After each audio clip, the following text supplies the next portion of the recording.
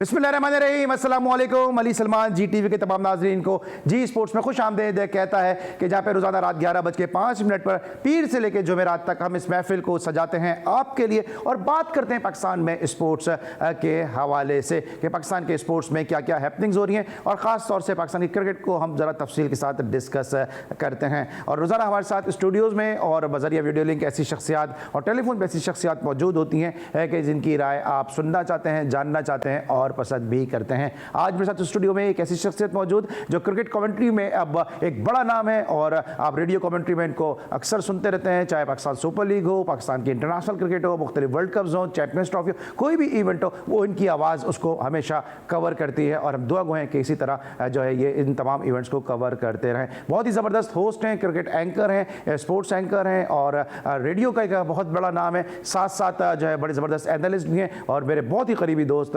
बिल्कुल हमने एक साथ ही अपने कैरियर का तकरीबन आगाज़ किया, लेकिन दानिश नईम अब्बासी आज हमारे साथ मौजूद हैं कि जिनकी आवाज़ आप मुख्तलिफ जो लाइव मैचेस होते हैं उन पर आप सुनते रहते हैं। अस्सलाम वालेकुम दानिश, कैसे हैं आप? ठीक ठाक हैं? Thank you so much. बहुत अरसे बाद आए, आपको बहुत दिनों से मधु कर रहे हैं, कहाँ गए हैं आप? जी हाँ, बिल्कुल यही हूँ बस। थैंक यू सो मच कि आपने इनवाइट किया। Thank you. ऑलराइट, दानिश के साथ गुफ्तगू का सिलसिला जारी रहेगा और भी गेस्ट हमारे साथ मौजूद होंगे, लेकिन सबसे पहले आज की top stories. Pakistan West Indies T20 series का तीसरा और आखिरी मैच कल नेशनल स्टेडियम में खेला जाएगा। अगर दूसरे मैच में गलतियां ना होती तो मैच का नतीजा मुख्तलिफ होता। कल टीम में तब्दीली हो या ना हो, मैच जीतने की कोशिश करेंगे वेस्ट इंडियन कप्तान निकोलस पूरन। ICC की नई टेस्ट और T20 रैंकिंग जारी। कौमी कप्तान बाबर आजम की टेस्ट और T20 रैंकिंग में तनस्सुली। जनूबी अफ्रीका के खिलाफ वनडे सीरीज के लिए दस्तयाब हूँ। मेरे और रोहित शर्मा के दरमियान कोई इख्तलाफ नहीं और झगड़ा नहीं हुआ, विराट कोहली। एशियन सीरीज के दूसरे टेस्ट के लिए ऑस्ट्रेलिया की प्लेइंग 11 का ऐलान। Unfit fast bowler Josh Hazlewood की जगह रिचर्डसन को टीम में शामिल कर लिया गया। दोनों टीमों के दरमियान एटलीट में day and night test match कल से शुरू होगा। ICC ने विमेंस क्रिकेट वर्ल्ड कप के शेड्यूल का ऐलान कर दिया। इवेंट का आगाज 4 मार्च से न्यूजीलैंड में होगा। रिवायती हरीफ पाकिस्तान और भारत की टीमों के दरमियान मैच 6 मार्च से होगा। एशियन चैंपियंस ट्रॉफी के दूसरे रोज इंडिया ने बांग्लादेश को 9-0 गोल से शिकस्त दे दी, जबकि जापान और कोरिया के मैच 3-3 गोल से ड्रॉ हो गया। खैबर पख्तूनख्वा के जम कबायली अजला का स्पोर्ट्स फेस्टिवल का अख्ताम पज़ीर हो गया। 17 गेम्स के मुकाबलों में 3000 से ज़ायद खिलाड़ियों ने हिस्सा लिया। बॉक्सर उस्मान वजीर ने पाकिस्तान के लिए एक और आलमी एजाज जीत लिया। एशियन बॉक्सिंग चैंपियन उस्मान वजीर world boxing council middle east champion भी बन गए। चैंपियंस लीग फुटबॉल के नॉकआउट राउंड के ड्रॉ का ऐलान। नॉकआउट का पहला मरहला अगले बरस फरवरी में खेला जाएगा।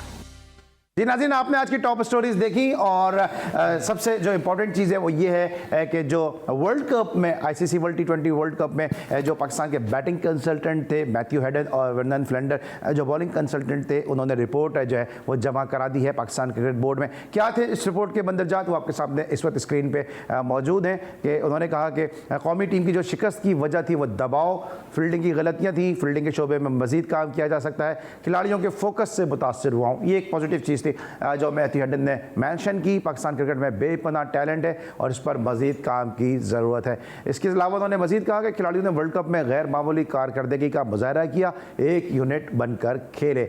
रिपोर्ट में मजीद कहा गया कि जनाब रमीज़ राजा साहब को रिपोर्ट ये भेज दी गई है और अब जो है इसकी सिफारिशात पे गौर किया जा रहा है और दबाव और गलतियाँ, ये सब चीज़ें जो है वो मेंशन की है। कोई इसमें ऐसी कोई नई बात नहीं थी, हम सब इनके बारे में जानते हैं। मुझे इसी दौरान ज्वाइन भी किया है साजिद खान साहब ने अमेरिका से बज़रिए टेलीफोन कॉल, उनको हम खुशामदीद भी कहेंगे। लेकिन पहले दानिश नईम अब्बासी से गुफ्तगू का आगाज़ करेंगे। ये जो रिपोर्ट के मंदरजात हैं ये कोई नई चीज़ तो नहीं है, सबको ही पता था कि ये शुरू से पाकिस्तान का मसला चला आ रहा है। बस ये ऐसी फॉर्मेलिटी है कि हमेशा जिस तरह से आप एक कभी भी कोई बचपन से सुनते हैं ना, एक हमेशा आता है पाकिस्तान नाजुक सूरत हाल से गुजर रहा है, वो सबको पता है। तो वो ऐसी एक रिपोर्ट थी, इसमें कोई नई चीज़ नहीं थी। आई थिंक ये बातें सभी को पता है। पाकिस्तान ने आउटस्टैंडिंग परफॉर्मेंस दी, एक यूनिट बन के हमें नजर आया पाकिस्तान जिस तरह खेला है।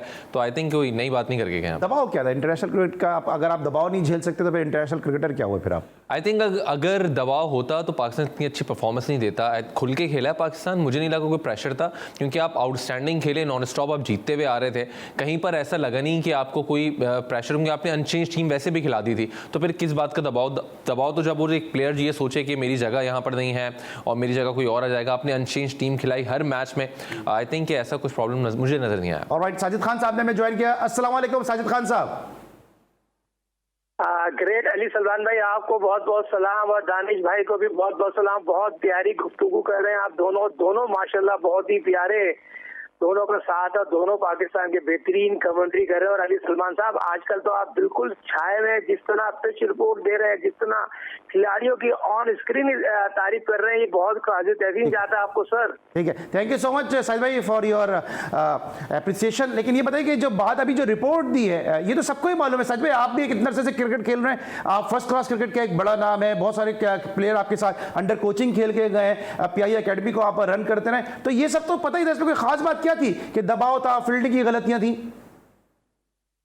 देखिए, ये भी एक कहना चाहिए, कुछ कलम्स के अपनी को जो है स्क्रीन पे लिखना होता है, पर्चा भरना होता है, और यहाँ पर क्योंकि इतने पैसे उन्होंने लिए हैं और उनको पता था हेड कोच सत्येंद्र मुश्ताक ने जिस तरह टीम को जैल किया और सत्येंद्र मुश्ताक का जिस तरह रोल था, यकीनी तौर पर सत्येंद्र मुश्ताक को यहाँ पर क्राइसिस तहसीन पेश करना चाहिए। ये तो ऑन पेपर जिस तरह दानिश बात कर रहे हैं, जिस तरह आप बात कर रहे हैं, ये तो हमेशा होता है। और हमारे अपने जो रिपोर्ट बनाते हैं तो रिपोर्ट लीक हो जाती है, रिपोर्ट लीक नहीं हुई।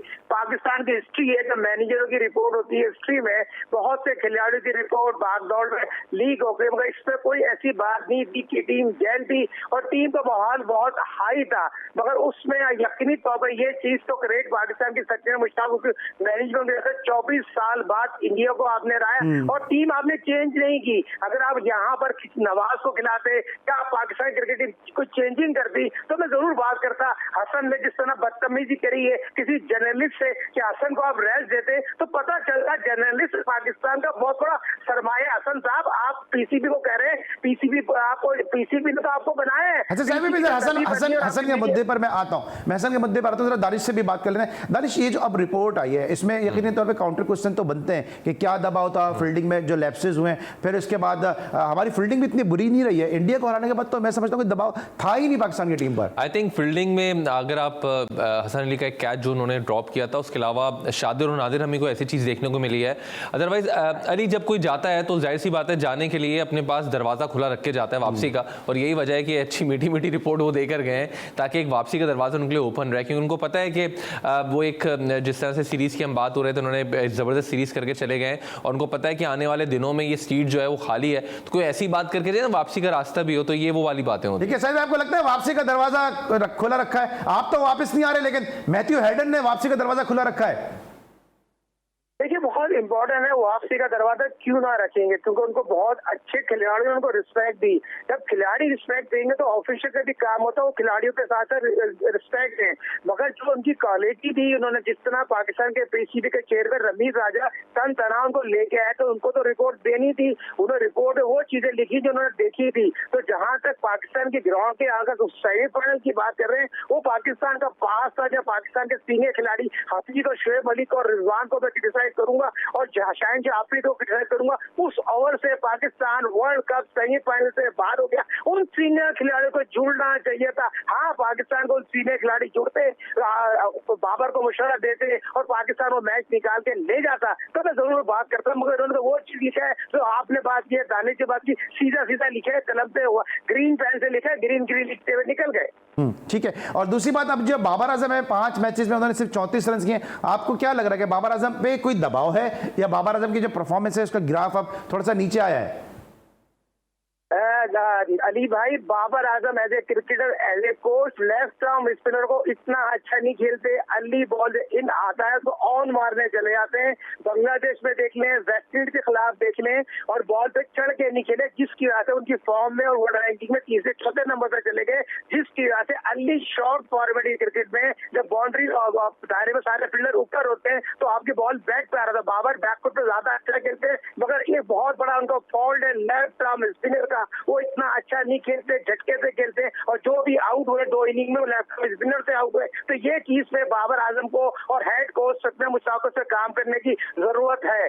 ठीक है दानिश, आप चूंकि कवर भी कर रहे हैं, लाइव मैचेस कवर कर रहे होते हैं, और आपको क्या लगता है कि बाबर आजम की जो परफॉर्मेंस है वो क्यों नहीं चाहिए? आई थिंक साजिद भाई ने बड़ा वैलिड पॉइंट दिया। अगर आप देखें अकील हुसैन का जो गेंद था वो हल्का सा ब्रेक हुआ बाहर की तरफ, उस पर बीट हुए थे बाबर, और फिर हमने कॉट बिहाइंड देखा कि वो होके चले गए थे।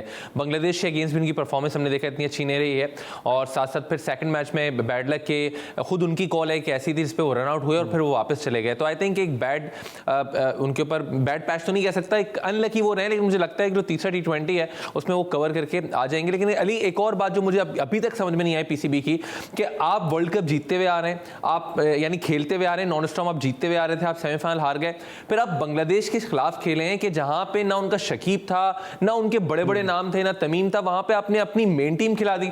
फिर अभी जब आप वेस्ट इंडीज के खिलाफ खेल रहे हैं कि जिनकी इनफैक्ट वो प्लेयर्स हैं जो 3-4 यहां पर कोविड का शिकार हुआ, तब भी अपनी मेन टीम खिला रहे हैं। आई थिंक कि जो बेंच पे लड़के मौजूद हैं 3-4, शाहनवाज दानी है, सिर्फ इसलिए रह गए हैं कि सामने वाली टीम को उन्होंने दिलासा देना है और मिठाई खिलानी है। आप इन लड़कों को कब ट्राई करेंगे? आगे आने वाले दौर में PSL है, ऑस्ट्रेलिया की टीम आ रही है, वर्ल्ड कप है, क्रिकेट है। तो अगर कोई इंजर्ड होता है तो फिर आपके पास बैकअप विकेट कीपर कौन होगा? भी रिजवान है। अभी ये मौका था कि आप किसी बैकअप विकेट कीपर को भी ट्राई कर लेते कि ऑस्ट्रेलिया के अगेंस्ट खुदा ना खासे इंजरी होती है रिजवान को, तो आप फिर किसको खिलाएंगे? तो आई थिंक मुझे ऐसा लगता है कि आपने अपनी मेन टीम को हर जगह खिलाए जा रहे हैं, आप बेंच स्ट्रेंथ को भी मौका दें। ऑलराइट, और इसीलिए जो है वो 19 जो साल में जो है फतूहात है उसका रिकॉर्ड भी पाकिस्तान ने बना दिया है। लेकिन साथ साथ हम बात कर रहे हैं कि बैकअप विकेट कीपर की दानिश ने बात की, तो हमने एक वीडियो देखी जिसमें बाबर आजम खुद ग्लव्स पहन के विकेट कीपिंग करते हुए नजर आए, प्रैक्टिस करते हुए नजर आए। लेकिन उम्मीद है कि पाकिस्तान अब सीरीज जीत चुका है, तो तीसरे T20 मैच में जो है तब्दीलियां नजर आएंगी। ब्रेक लेंगे और ब्रेक के बाद जब वापस आएंगे तो बात करेंगे पाकिस्तान वर्सेस वेस्ट इंडीज, 2 जो हमने T20 जीते उसके हवाले से, और साथ साथ जो तीसरा T20 खेला जाएगा उसमें पाकिस्तान की क्या स्ट्रेटेजी होगी। मिलते हैं एक छोटे से ब्रेक के बाद।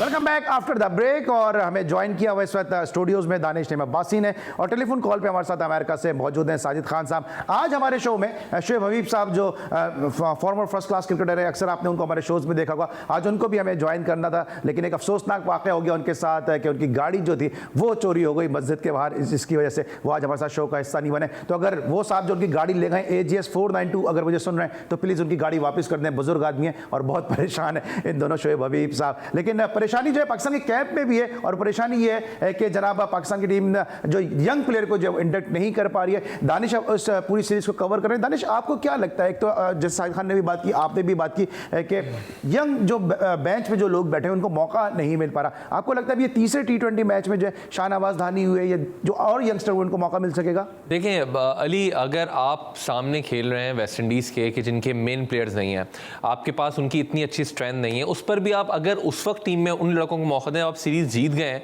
और आपकी T20 वहां पर कोई इस लिहाज से मैंने नहीं रखती कि सुपर लीग का पार्ट हो, तो फिर मुझे लगता है कि आप गलत कर रहे हैं। क्योंकि यहां पर होना ये चाहिए था, आप भाई वर्ल्ड कप खेलते हुए आ ही रहे हैं, आपकी नॉन स्टॉप क्रिकेट है, फिर आपने बांग्लादेश के खिलाफ खेली, वहां पर भी कोई आपके पास कोई आउटस्टैंडिंग टीम नहीं थी, आपकी अपोजिशन अगेंस्ट वेस्ट इंडीज भी आपकी नहीं थी, तो भाई जो बेंच में लड़के आपके पास मौजूद है आप उनको मौका दे देते। इवन आप सेकंड विकेट कीपर आपके पास यहाँ होना चाहिए था। आप मुझे खुद बताएं कि आपकी अब PSL है, फिर ऑस्ट्रेलिया की सीरीज है, अगर खुदा न खास्ता क्रिकेट में इंजरी पार्ट है, अगर कोई इंजर्ड होता है तो फिर आपके पास अचानक से ऑस्ट्रेलिया के अगेंस्ट आप कोई विकेट कीपर उठा के डाल देंगे। सरफराज को तो आपने वैसे ही बाहर कर दिया। सरफराज का बाहर करने का मतलब क्या है कि चैप्टर उनका क्लोज कर दिया आपने, तो फिर आप अगेंस्ट ऑस्ट्रेलिया के कोई बहुत ही उठा के नया विकेट कीपर वहां पे डाल देंगे।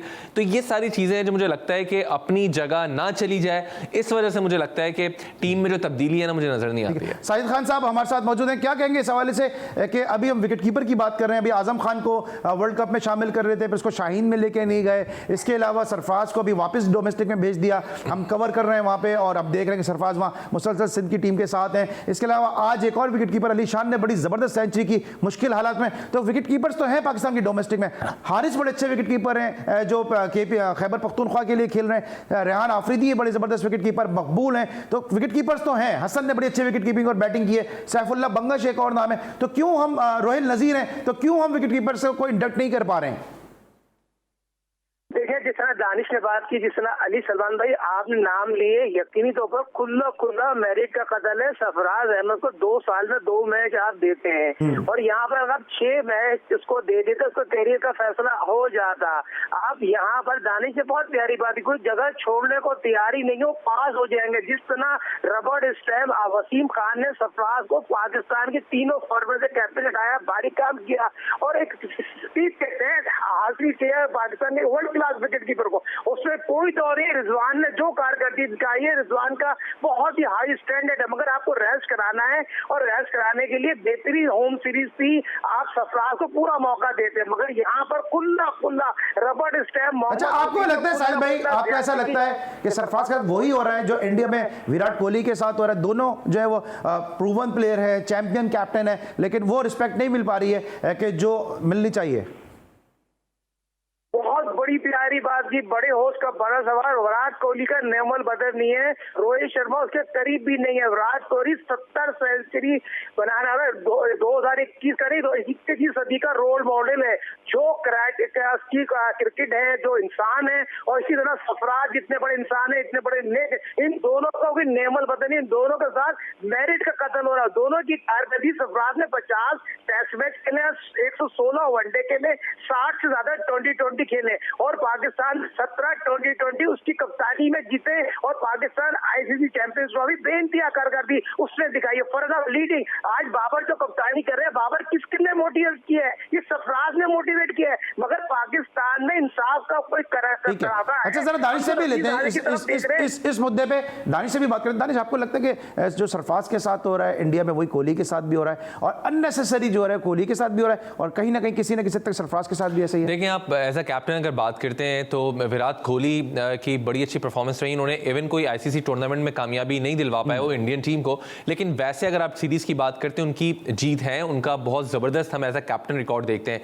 दूसरी तरफ सरफराज को देखते हैं तो सरफराज ने तो आपको जितवाया आईसीसी टूर्नामेंट से, आपको चैंपियंस ट्रॉफी जितवा दी, आपको 19 वर्ल्ड कप जो था वो जितवा के दे दिया है। आउटस्टैंडिंग उसकी परफॉर्मेंस रही है। तो आई थिंक अगर विराट कोहली की जिस तरह आप बात करें, विराट कोहली की एक बहुत बड़ी खबर इसलिए है, अगर इतनी बड़ी खबर नहीं होती तो इंडियन चैनल से करंट अफेयर के शो से उन पर बात नहीं कर रहे होते कि आपने जब टीम की मीटिंग हो रही थी, आपने टेस्ट टीम जब विराट कोहली से ले ली तो कॉल रखते रखते आपने कह दिया कि आप वनडे के कप्तान नहीं हैं। आई थिंक ये ज्यादती है किसी ऐसे प्लेयर के। आप पहले उसके साथ कोई मशवरा कर लेते। और विराट कोहली ने जो प्रेस कॉन्फ्रेंस की है, मुझे लगता है कि बहुत बैलेंस उन्होंने अपनी बात कह भी दी कि किस तरह से उन्होंने बताया कि उनको गंगोली के साथ उनकी जो कंट्रोवर्सी थी उन्होंने वो भी बता दी इनडायरेक्टली, कि जब उन्होंने कहा कि T20 की कैप्टनशिप की बात हो रही थी देने के लिए, तो मैंने कहा मैं देने को तैयार हूं, तो उन्होंने कहा, सबने उसको वेलकम किया। जबकि गंगोली ने प्रेस कॉन्फ्रेंस में अपने ये कहा था कि मैंने उनको मना किया था। मुझे लगता है उन्होंने नई कंट्रोवर्सी क्रिएट की। अच्छा दानिश, आपने बात की कि उन्होंने बड़ी अच्छी प्रेस कॉन्फ्रेंस की, लेकिन एक ये फर्क हम बात करते हैं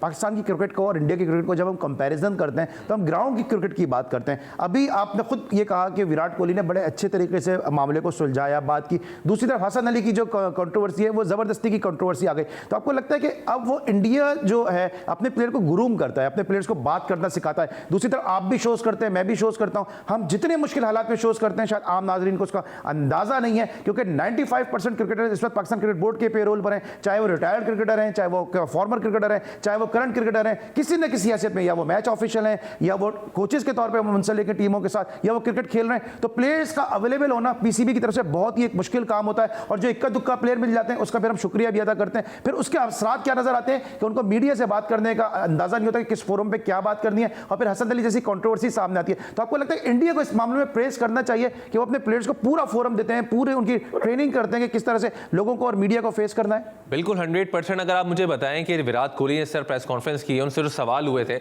अगर ये सवाल कोई इनफैक्ट हम देख रहे हैं यहाँ पर कर रहा होता तो फिर उसको कह दिया था नेक्स्ट क्वेश्चन, ये उसको टाल दिया जाता। लेकिन विराट कोहली पे एक के बाद एक सवालात होते रहे और विराट कोहली उसका जवाब देते रहे, और बड़ी खूबसूरती के साथ उन्होंने जवाब इस तरह से दिया कि अपनी बात भी कह दी, लेकिन उन्होंने क्रिटिसाइज भी नहीं किया इंडियन बीसीसीआई को। शाहिद खान साहब, आप क्या कहते हैं? क्योंकि इस मुद्दे पे मेरी बात हुई हसन अली से, उन्होंने कहा कि जो मस्कूरा जर्नलिस्ट हैं ये मुसलसल मेरी फैमिली को टारगेट कर रहे थे सोशल मीडिया पे। क्रिकेट पे मेरी बात करें, मुझे क्रिटिसाइज करें, मुझे कोई इशू नहीं है, लेकिन अगर आप मेरी फैमिली को टारगेट करेंगे, मेरी फैमिली का जो है वो चीज़ें सामने लेकर आएंगे, उछालेंगे गैर जरूरी तौर पर, तो फिर मेरे पास के अलावा ऑप्शन क्या है? और वो मैं उनके घर तो नहीं जा सकता हूँ उनसे, वो मुझे प्रेस कॉन्फ्रेंस में मिले, तो इसलिए मैंने उनसे इस तरह की बात की। आप क्या कहेंगे इस तमाम तर मौजू को लेकर? बहुत ज्यादा है, एजुकेशन बहुत कुछ सिखाती है और पीसीबी ने यकीनी तौर पर सारी चीजें सिखाई होंगी, मगर इस तरह इस प्लेटफॉर्म पे आकर इस तरह मीडिया पे और सोशल मीडिया पे आकर इस तरह की गुफ्तगू नहीं करना चाहिए। ठीक है, ट्विटर पे उनकी फैमिली के खिलाफ जो भी लिखा है वो आराम से उसको बाद में बात कर सकते थे, मगर ये हाइट बढ़ गई पूरी दुनिया में। जिसने हसन ने कारकर्दगी दिखाई है 2 महीने में, तो उसका क्रिटिसाइज तो बनता था। उसने जो सवाल किया हसन का जवाब तो चुप हो जाता, मगर जिस तरह हसन उससे बात कर रहे थे तो हसन की स्क्रीन तो वाकई तौर पर वर्ल्ड वाइड स्क्रीन है, जो कारकर्दगी कह रहे हैं स्क्रीन को कैच करा लिया। Virat Kohli world class education के साथ गुरुम होके ऊपर आए और हमारी पाकिस्तान क्रिकेट बोर्ड में 10 साल का आईसीसी का एक्सपीरियंस देकर समी बन्नी साहब आए। एजुकेशन की जरूरत पर जो बात आप कर रहे हैं ना, पाकिस्तान को यकीनी तौर पर पाकिस्तान के खिलाड़ियों को लेना, कोचों को लेना, ये होस्ट है टीवी चैनल के लिए बहुत मुश्किल काम होता है, मगर पीसीबी चंद अपने चंद पसंदीदा लोगों को देता है, चंद पसंदों को नहीं देता। ये चीजें नहीं होना चाहिए। मैं तो बड़ा ब्रांड समझता हूँ समी बन्नी को इन चीजों को सोचना चाहिए, खिलाड़ियों को देना चाहिए। और टीवी पे आएंगे बात करेंगे तो एजुकेशन है, इससे बहुत कुछ सीखने को मिलता है। हम सब स्टेक होल्डर हैं, हम सब स्टेक होल्डर हैं। हम नहीं चाहेंगे हमारा प्लेयर खराब हो। पीसीबी हमारी अपना इदारा है, बात सिंपल सी है। पीसीबी हमारा अपना इदारा है, हम नहीं चाहेंगे जी साहिब कुछ कहना चाह रहे हैं, आप कहें। आप बिल्कुल सही बात कह रहे हैं। कोई भी एंकर, कोई भी चैनल ये नहीं चाहेगा हमारा करंट प्लेयर से कुछ सवाल उसकी क्रिकेट की और उसकी क्रिकेट की बेहतरी की बात करते हैं। हमारे चैनल का, हमारे एंकरों का बड़ा अहम रोल है। पीसीबी को उसको शोर अदा होना चाहिए और खिलाड़ियों को आज यकीनी तौर पर जिस मुकाम पर है पाकिस्तान के तमाम चैनलों का बड़ा अहम रोल है, एनालिस्ट का बड़ा अहम रोल है और एंकर का बड़ा अहम रोल है। इस चीज को भूल जाते हैं। क्योंकि देखिए साहिब अगर थोड़ा सा मैं मजीद ऐड कर दूं कि अगर आप प्लेयर्स को अवेलेबल नहीं करेंगे तो फिर हम फैन के नाम पे किसी भी सब्जी वाले को, किसी भी डब्ल्यूटी वाले को, किसी को भी आप बिठा सकते हैं फैन के नाम पे, तो फिर आपको एतराज होगा पीसीबी को कि जी आपने गलत लोगों को बिठा के गलत तरीके से बात करी। जब आप अवेलेबल ही नहीं करेंगे किसी को तो फिर एंकर्स को तो शो करने, स्पोर्ट्स चैनल को तो और न्यूज चैनल को तो शोज करने, तो आपको अवेलेबल करना चाहिए। लेकिन जाते जाते आखिरी आपसे मैं एक सवाल करूंगा कि आप क्या समझते हैं, अभी कोयटा ग्लैडिएटर ने, आपने काफी तनकीद की थी इफ्तिखार के ऊपर, तो कोयटा ग्लैडिएटर ने अभी इफ्तिखार को ले लिया। आप नदीम उमर साहब को बहुत प्रेस करते हैं, कोयटा ग्लैडिएटर को आप बड़ा सपोर्ट करते हैं, सरफराज को आप बहुत सपोर्ट करते हैं, ये फैसला आप किस तरह देखते हैं इफ्तिखार अहमद का लेना कोयटा ग्लैडिएटर में? बहुत प्यारी बात की अली सलमान साहब। इफ्तिखार को मैंने बहुत क्रिटिसाइज किया नेशनल टूर्नामेंट में, जिस तरह उन्होंने कारकर्दगी दिखाई इस दफा बहुत औसनी पिक की गई और इफ्तिखार की फॉर्म को देख के पिछले टूर्नामेंट में बहुत अच्छे 30 रन बनाए। अच्छी खुशाइन बात है, बेहतरीन ऑलराउंडर है आसिफ अली और इफ्तिखार अच्छे। पाकिस्तान सुपर लीग 7वां एडिशन बहुत ही आउटस्टैंडिंग होगा, उसकी जितनी भी तारीफ की जाए। और कोयटा की पिक यकीनी तौर पर आउटस्टैंडिंग है। उमर अकमल की बात करें, इफ्तिखार की बात हो, ग्रेट लेजेंड शाहिद आफरीदी की बात करूं तो कोयटा ने नदीम उमर यकीनी तौर पर 2 साल टीम के साथ नहीं थे। ये फैसला कैसा देख रहे हैं इफ्तिखार को लेने का?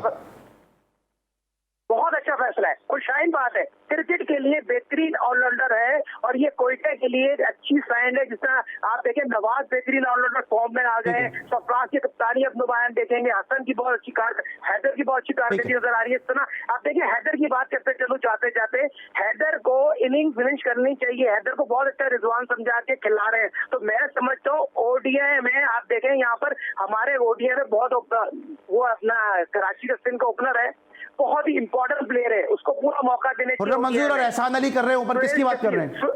नहीं, एहसान अली को तो यकीनी तौर पर नहीं वेस्ट इंडीज के खिलाफ आप जो एहसान अली के तो कोई बात ही नहीं करें। एहसान को तो आप यकीनी तौर पर जो कॉन्फिडेंस पाकिस्तान की फर्स्ट क्लास क्रिकेट खेल के आया है, मैं सुहेल शकील की बात कर रहा हूँ। सुहेल शकील को ओडीआई में पूरा मौका देना चाहिए, उसको भी कॉन्फिडेंस देना चाहिए। ठीक है साहब, थैंक यू सो मच, क्योंकि इस वक्त मुझे एक ब्रेक लेना होगा और आपका बहुत बहुत शुक्रिया कि आपने हमारे लिए वक्त निकाला। हमेशा की तरह bold and blunt Sajid Khan साहब हमारे साथ मौजूद थे, दानिश अब्बासी हमारे साथ कंटिन्यू करेंगे और जब हम ब्रेक के बाद वापस आएंगे तो क्रिकेट को अब यहाँ पे हम वाइंड अप करेंगे, बात करेंगे फुटबॉल के हवाले से, क्योंकि हमारी कोशिश होती है कि क्रिकेट के साथ साथ दीगर खेलों को भी अपने प्रोग्राम का हिस्सा बनाएं। मिलते हैं एक छोटे से ब्रेक के बाद।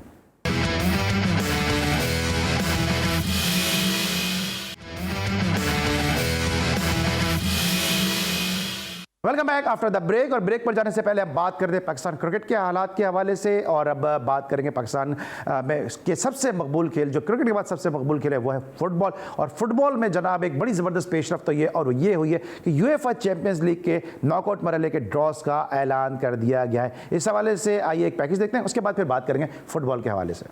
यूएफए चैंपियंस फुटबॉल लीग के नॉकआउट मरहले के ड्रॉज का ऐलान कर दिया गया। दिफाई चैंपियन चेल्सी का प्री क्वार्टर फाइनल में फ्रेंच टीम लिली से सामना होगा। इंग्लिश प्रीमियर लीग की चैंपियन मैनचेस्टर सिटी का मुकाबला पुर्तगाली क्लब स्पोर्टिंग लिस्बन से तय पाया। हिस्पानी चैंपियन एटलेटिको मैड्रिड का सामना प्रीमियर लीग की कामयाब तरीन टीम मैनचेस्टर यूनाइटेड से, रियल मैड्रिड का पेरिस सेंट जर्मेन से, इंग्लिश टीम लिवरपूल का इटालियन टीम इंटर मिलान से, बेनिफिका का या हॉक्स से और यूवेंटस का मुकाबला वेलारोल से होगा। क्वार्टर फाइनल्स मुकाबले 15, 16, 22 और 23 फरवरी को खेले जाएंगे। ऑलराइट नाज़रीन, आपने देखी यूएफए चैंपियंस लीग के ड्रॉज के हवाले से ये रिपोर्ट, और अब इस वक्त मुझे ज्वाइन किया पाकिस्तान के young football analyst Ali Tayyab ने। उनको सबसे पहले खुशामदीद भी कहेंगे और उनसे डायरेक्ट स्टेडियम में बात करेंगे यूएफए चैंपियंस लीग के ड्रॉज के हवाले से। अली, क्या आपके पास इत्तलात हैं इस यूएफए चैंपियंस लीग के नॉकआउट मरहले के ड्रॉज का ऐलान कर दिया है? ज़रा तफसीलात बताइएगा इस हवाले से।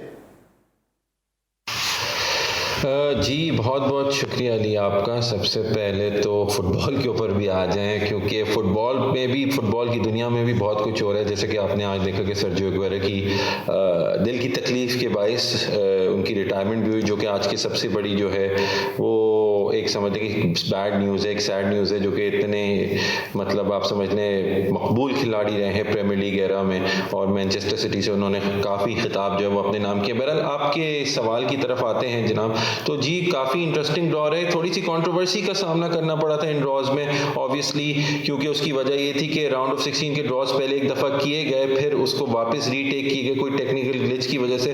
बहरहाल आपको मैं फिर भी बता देता हूँ जो इसमें से पिक ऑफ द बंच है।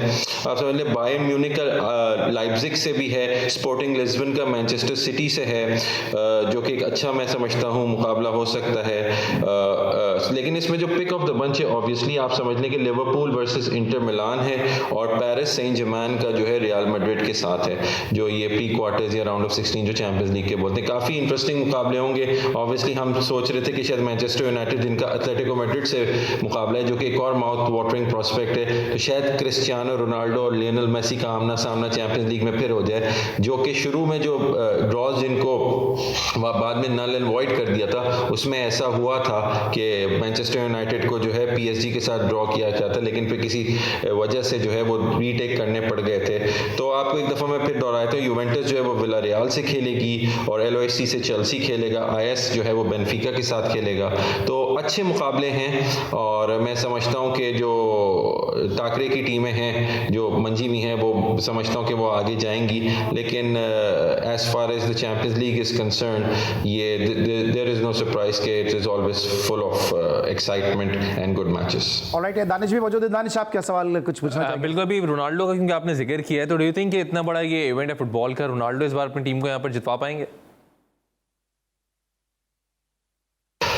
देखें अली, रोनाल्डो की जहाँ तक बात है हमें ये नहीं भूलना चाहिए कि वो 36 साल के से ज़ायद के हो गए हैं, लेकिन जहाँ तक अभी तक मैनचेस्टर यूनाइटेड के साथ इस सीज़न जो उन्होंने उनको ज्वाइन किया है उनकी कारकर्दगी रही है, तो उनकी कारकर्दगी इत्मीनान बख्श रही। काफ़ी ऐसे मौक़े हैं जहाँ पे उन्हीं की वजह से जो है यूनाइटेड की टीम मुश्किलात से निकली है, दो जिनकी वजह से 2-4 हुई थी, उन्होंने काफ़ी इंपॉर्टेंट गोल्स किए और चैंपियंस लीग में भी उन्होंने काफ़ी अच्छी कारकर्दगी की है। लेकिन कहते हैं ना कभी कभी जो है चैंपियंस लीग के टॉप में फिनिश, ग्रुप को टॉप करना भी फायदेमंद नहीं होता, जैसे कि मैनचेस्टर यूनाइटेड ने किया और उनको जो है वो एटलेटिको मैड्रिड का सामना करना पड़ेगा।